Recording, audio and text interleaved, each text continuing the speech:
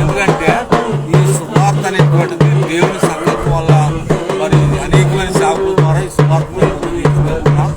ఆ విధంగానే అందరూ కూడా విశ్వాసంతో సువార్తను అంగీకరించాలని మా కోరిక. ఎందుకనంటే అన్ని ప్రాంతంలో కూడా సువార్త అనేటువంటి ముఖ్యం. సువార్తకు ఇతరులు కొందరైతే కొన్ని గ్రామాలు అడ్డు చెప్తున్నారు.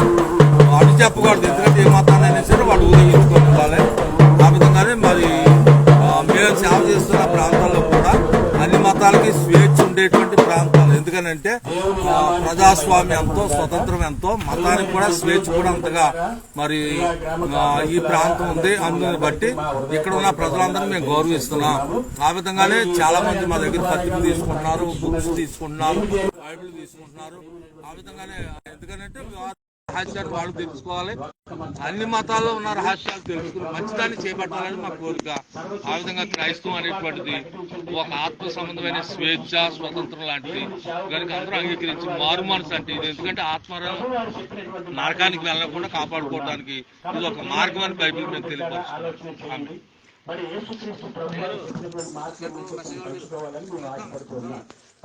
దేవుడు పెట్టారా కొద్ది సమయము మీరు ఆయన మరి ఈ ఒక్క మాటల యందు మనసు ఉంచాలని ప్రభు పేరుకి మనవి చేస్తున్నాం.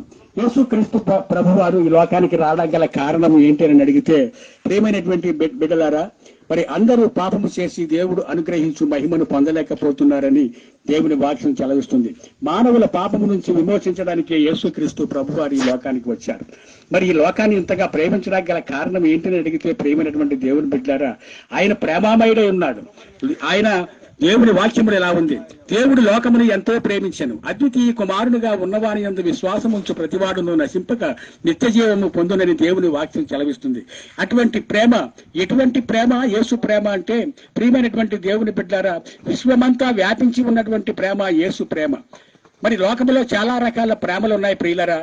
మరి భార్య భర్తల ప్రేమ ఉంది, అన్నదమ్ముల ప్రేమ ఉంది, అక్క చెల్లెల ప్రేమ ఉంది, సహోదర ప్రేమ ఉంది, స్నేహితుల ప్రేమ ఉంది. ఇలా చాలా రకాల ప్రేమలు ఉన్నాయి, కానీ యేసు ప్రేమకు సాటి లేదు. దేవుడు లోకమును ఎంతో ప్రేమించను, అంతగా ప్రేమించాడు కాబట్టి యేసుక్రీస్తు ప్రభువారు ఈ లోకానికి వచ్చి సర్వ మానవుల పాప పరిహారార్థమై కలువరి సిలువలో ప్రాణం పెట్టారు యేసుక్రీస్తు ప్రభువారు. ఆయన ప్రేమ గురించి కొన్ని మాటలు మీతో పంచుకోవాలని ఆశపడుతున్నాను. ప్రియమైనటువంటి దేవుని బిడ్డలారా, ఈ మాట చక్కగా మీరు వినాలి. ఒక తండ్రికి 2 కుమారులు ఉన్నారు. 2 కుమారుల్లో పెద్ద కుమారుడు మంచివాడు, 2వ కుమారుడు చెడ్డవాడు. అతడు అన్ని అలవాట్లు చేసుకొని మరి తండ్రికి వ్యతిరేకంగా జీవిస్తున్నటువంటి వాడు. ఆ తండ్రి బాధ చేస్తున్నాడు, నాయన నీ అన్నగారు మంచి ప్రవర్తన కలిగి ఉన్నాడు, యేసుక్రీస్తు ప్రభువారిని అంగీకరించాడు, యేసుక్రీస్తు నామములో బాప్తిస్మం పొందాడు, కాబట్టి నీవు కూడా నీ దురలవాట్లను మాని నీవు నీ అన్నగారు వలె సత్ప్రవర్తన కలిగి మంచిగా జీవించాలి అని బోధ చేస్తూ వచ్చాడు ఆ తండ్రి. ప్రియమైనటువంటి దేవుని బిడ్డారా, చిన్న కుమారుడు వినలేదు, తన వ్యసనాలు మానలేదు.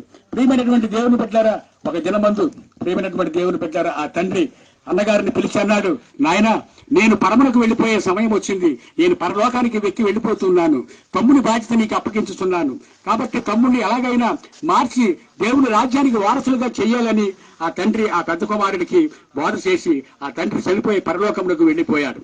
ప్రియమైనటువంటి దేవుని బిడ్డారా, అక్కడ నుండి అన్నగారు బోధ చేస్తూ వచ్చాడు ఆ తమ్ముడికి, తమ్ముడా నీ అలవాట్లు మాను, నీ దురలవాట్లు మాను, నీ దురభ్యాసాలు మాను, యేసు ప్రభువుని అంగీకరించి రక్షణ పొందు అని చెప్తూ మొదలు పెట్టాడు. కానీ ప్రియమైనటువంటి దేవుని బిడ్డారా, ఆ తమ్ముడు వినలేదు. ఒక దినమందు ప్రియమైనటువంటి దేవుని బిడ్డారా, మద్యం షాపులో మద్యం సేవించి ఒక వ్యక్తిని గొడవ పెట్టుకుని పొడిచి పారిపోతూ ఉన్నాడు. పోలీసు వారు తరుముతా ఉన్నారు. వచ్చాడు, అన్నగారింటికి వచ్చాడు, తలుపులు కొట్టాడు. అన్న పోలీసు వారు తరుముతున్నారు, నన్ను రక్షించని అడుగుతూ ఉన్నాడు. అప్పుడు అన్న తలుపులు తీసినప్పుడు తమ్ముడిని చూసినప్పుడు ఎలా ఉన్నాడో తెలుసా? ప్రియమైనటువంటి దేవుని బిడ్డారా, రక్తసిక్తమైన వస్త్రాలతో ఉన్నాడు. ఆ జరిగింది ఏంటో అన్నగారికి అవగాహన అయ్యింది. అప్పుడు అన్నగారు తన బట్టలు తీసి తన తమ్మునికి ఇచ్చి తన తమ్ముని రక్తసిక్తమైన బట్టలు తన తమ్ముడు తొడుక్కున్నాడు, అన్నగారు తొడుక్కున్నాడు. ప్రియులారా, మరి పోలీసు వారు అన్నగారిని తీసుకుని వెళ్ళిపోయారు. మరి జడ్జిమెంట్ జరిగింది, ఉరి శిక్ష ఖరారైంది. అప్పుడు తమ్ముడు తెలుసుకుని పరుగున వెళ్ళి అన్నగారి దగ్గరికి వెళ్ళి, అన్న నేను చేసిన హత్యకు, నేను చేసిన పాపమునకు నువ్వు శిక్ష అనుభవిస్తావా? లేదు అన్న నేనే అనుభవిస్తాను అన్నప్పుడు ఆ అన్నగారు ఏం చెప్పాడో తెలుసా? ప్రియమైనటువంటి దేవుని బిడ్డలారా, నాయన నేను యేసుక్రీస్తు నామములో బాప్తిసం పొందాను, ఇప్పుడు నేను చనిపోతే పరలోక రాజ్యంలో ఉంటాను, నీవు చనిపోతే నరకాగ్ని గుండములకు వెళ్ళిపోతావని ఆ అన్న చెప్పాడు. ఆ అన్న ఎవరో తెలుసా? ప్రియమైనటువంటి దేవుని బిడ్డలారా, ఆ అన్న ఎవరో కాదు, యేసన్న. ఆలోచన చేయండి దేవుని బిడ్డలారా, సర్వ మానవుల పాపము నిమిత్తమై ఆయన సిలువలో మన కొరకు యజ్ఞమైపోయిన దేవాది దేవుడు యేసుక్రీస్తు ప్రభువారు. ఎందరైతే యేసుక్రీస్తు ప్రభువారిని అంగీకరిస్తారో వారందరూ కూడా నిత్య రాజ్యములకు వారసులవుతారని దేవుని వాక్యం సెలవిస్తుంది. కాబట్టి ప్రియమైనటువంటి దేవుని బిడ్డలారా, ఆలోచన చేయండి, ఒక్కసారి మీరు ఆలోచన చేయండి. యేసుక్రీస్తు ప్రభువారిని అంగీకరించాలని ప్రభు పేరిట మీకు మనవి చేస్తూ నా మాటలు ముగిస్తున్నాను. మీ కొరకు ఇచ్చిన ప్రార్థన.